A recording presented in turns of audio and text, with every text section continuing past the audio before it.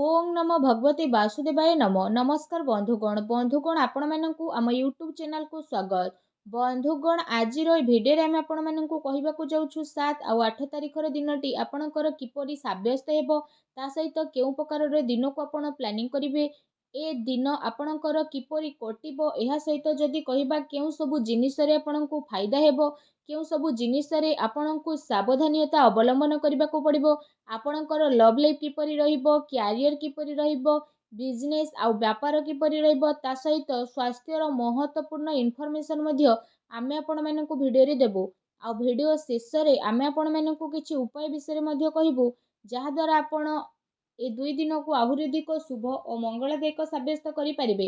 आगो को वीडियो आरंभ करबा पूर्व आमर आपनकु रिक्वेस्ट कि जदि आपण आमर ए चैनल रे नुआ करि आछन्ते तो चैनल को सब्सक्राइब करंतु सांगर नोटिफिकेशन बेल को मध्य ऑन करंतु जहा द्वारा समय समय रे आमर नुआ नुआ वीडियो रो नोटिफिकेशन आपनकु मिलि जिवो। तो आसंतु जानिबा किपरि रहिबो आपणको पई विशेष रूप रे जदि हमें कहिबा 7 और 8 तारिखर दिन सबुठारु प्रथमे कहिबा कि ए 2 दिन रे आपणको पई पॉजिटिव रहिबा पई जाउछि। जदि हमें आपण माननकु कहिबो कि फ्रेंड्स ए 2 दिन रे आपणको भित्तीय स्थिति रे काफी सुधारता आसीबो किछि नुआ स्टार्टिंग करिबा पई ए दिनर टाइम आपणको पई बहुत ही अनुकूल भरा रहिबो आपणकर परिश्रम एवं प्रयासर सार्थक परिणाम ए 2 दिन रे आपणको सामना को आसीबो। विवाह योग्य लोकंको पई कोनोसी भलो संपर्क आसी मध्य पारे आ घरे आपणकर कथावार्ता मध्य आरंभ होई पारे ता सहित समाज एवं संपर्कीयंकरे आपणकर प्रभावशाली व्यक्तित्व सरल स्वभाव कारणरू विशेष रूप रे आपणकर मान प्रतिष्ठा बनिकी रहिबो।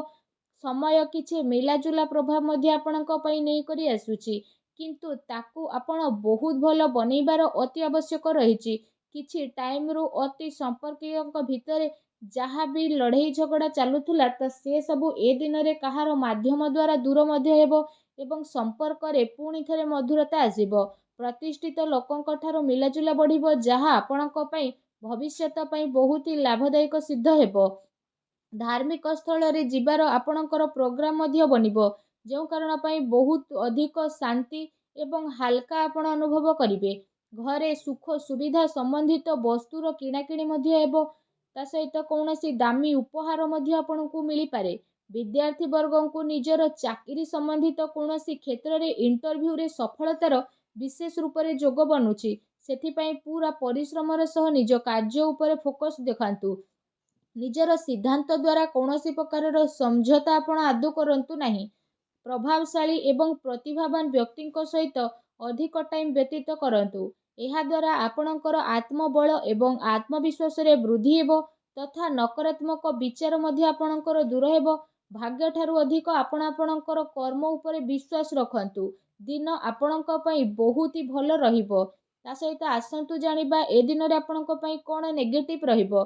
फ्रेंड्स कौनसी पारिवारिक कथावार्ता को नहीं भाई भौणी भितर लड़ाई झगड़ा होई पारे। घरर वृद्ध लोकंकर कथा द्वारा आपणक संबंध को खराब हेबा ठारू बंचेकी रखंतु।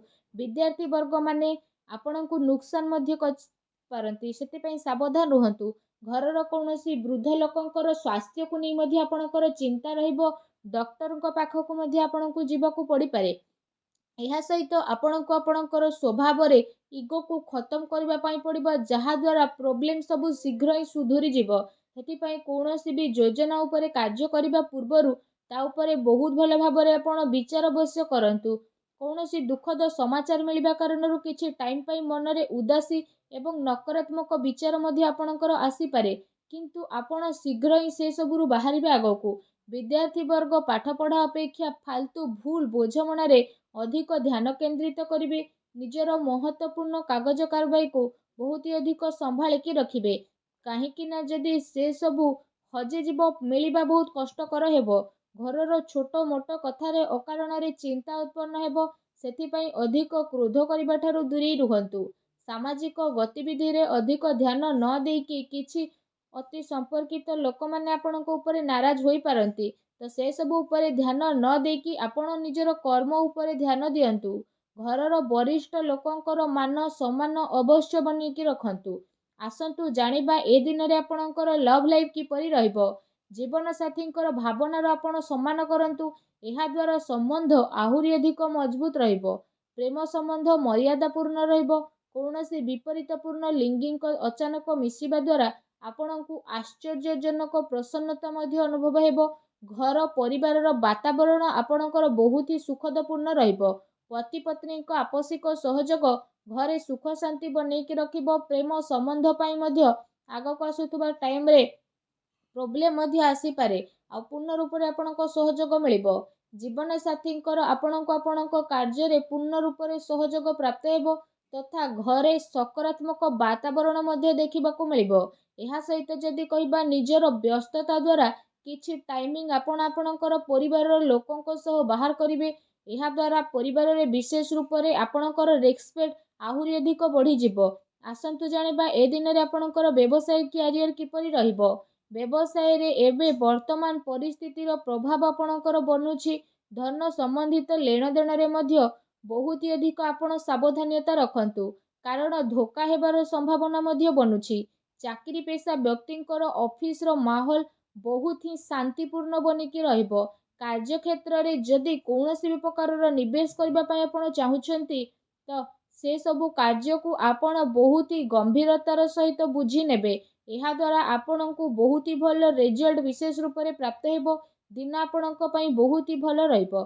ଚାକିରିରେ ନୂଆ ସମ୍ଭାବନା ମିଳିବାର ବହୁତ ହି ଭଲ ଯୋଗ ବନୁଛି। ଏହା ସହିତ କାର୍ଯ୍ୟକ୍ଷେତ୍ରରେ ଯଦି କହିବା ଅନ୍ୟର ହସ୍ତକ୍ଷେପ ଦ୍ୱାରା କର୍ମଚାରୀଙ୍କ ଭିତରେ ମତଭେଦ ଉତ୍ପନ୍ନ ହୋଇପାରେ। ସେଥିପାଇଁ ଆପଣ ନିଜର ନିର୍ଣ୍ଣୟକୁ ପ୍ରାଥମିକତା ଦିଅନ୍ତୁ ତଥା ବ୍ୟବସାୟିକ ଗତିବିଧି ଉପରେ ଆପଣ ନିଜର କଡ଼ା ନଜର ରଖନ୍ତୁ।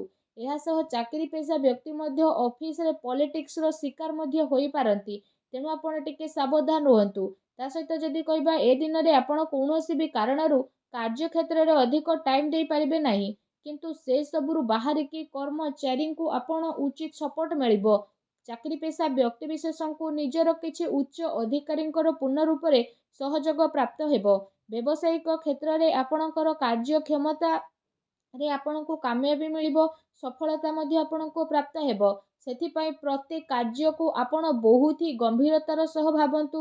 ଚାକିରି ପେଶା ବ୍ୟକ୍ତିବିଶେଷଙ୍କୁ ତାଙ୍କର କାର୍ଯ୍ୟକ୍ଷମତା ପାଇଁ ପ୍ରୋତ୍ସାହନ ପ୍ରାପ୍ତ ହେବ, ଯେଉଁ କାରଣ ପାଇଁ ତାଙ୍କର ମନ ବହୁତ ହି ପ୍ରସନ୍ନ ରହିବ। ଆସନ୍ତୁ ଜାଣିବା ଏ ଦିନରେ ଆପଣଙ୍କର ସ୍ୱାସ୍ଥ୍ୟ କିପରି ରହିବ।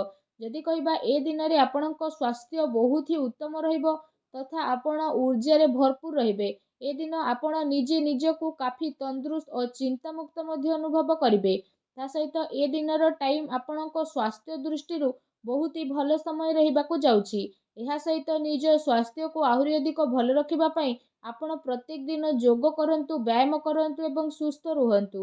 ଆସନ୍ତୁ ଜାଣିବା ଏ ଦିନରେ ଆପଣଙ୍କ ପାଇଁ କ'ଣ ବିଶେଷ ଉପାୟ ରହିଛି।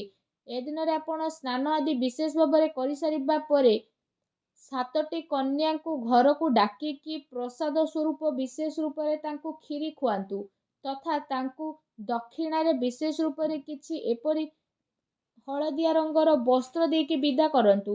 ଏପରି କରିବା ଦ୍ୱାରା ହିଁ ମା ଲକ୍ଷ୍ମୀ ବହୁତ ଶୀଘ୍ର ପ୍ରସନ୍ନ ହେବେ ଏବଂ ଆପଣଙ୍କର ସମସ୍ତ କଷ୍ଟକୁ ଦୂର କରିବେ। ଯାହା ବି ଆପଣଙ୍କ ଜୀବନରେ ପ୍ରୋବ୍ଲେମ ଚାଲୁଥିଲା ସବୁ ପ୍ରୋବ୍ଲେମକୁ ଅନ୍ତ କରିବେ, ଆଉ ଆପଣଙ୍କୁ ଶୀଘ୍ର ହିଁ ଶୁଭ ଫଳର ପ୍ରାପ୍ତି କରିବେ।